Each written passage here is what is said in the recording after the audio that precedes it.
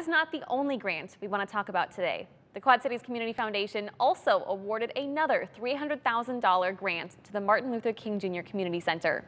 It's all for the community-driven West End revitalization efforts in Rock Island, which works to build wealth, affordable housing, and livability on the west side of Rock Island. Here to discuss what this money will be used for is Jerry Jones, the MLK Center's Executive Director. Thank you so much for joining us today. It's my pleasure. Thank you for having me. All right, Jerry, let's start by talking briefly about the West End revitalization effort. What is it doing in Rock Island? So this effort is an inclusive effort of the community to raise their voices to address some of the major issues that have affected this area for so very long.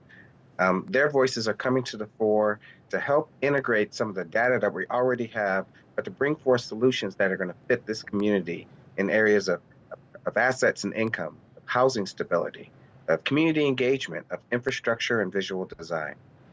So now you have this $300,000 grant from the Community Foundation. What is the MLK Center going to do with that money? We're going to build the foundation for this, not this project, but this process. We believe that this process will sustain far beyond us. So we'll be bringing aboard staff and other resources to make sure we have the solid foundation to keep this work moving forward into the foreseeable future.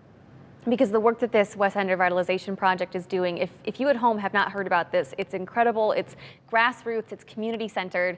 And Jerry, you have joked that nonprofits are used to operating on a shoestring budget, and this grant is trust-based or unrestricted funding. Talk to me about the importance of that. We often receive funding that's really prescriptive. It tells us exactly what we need to do. And what that loses is the nuances that exist in the communities. And if we don't take those into consideration, then we have a great opportunity for failure rather than success. When we have these trust-based grants, we are able to be agile, to be strategic, to take a step back, to look at what's going to really work and to take into account the influence, the input from our community to make this really work well.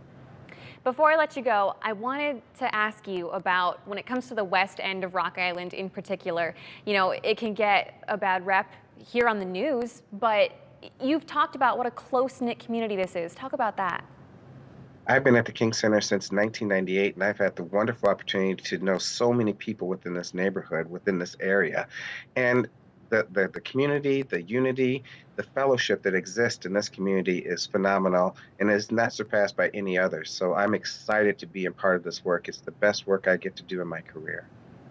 Amazing.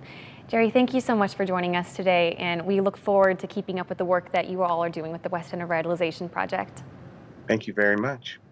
And if you at home would like to learn more about this grant or the efforts, you can head over to our website, WQAD.com, and then click on the As Seen on TV tab.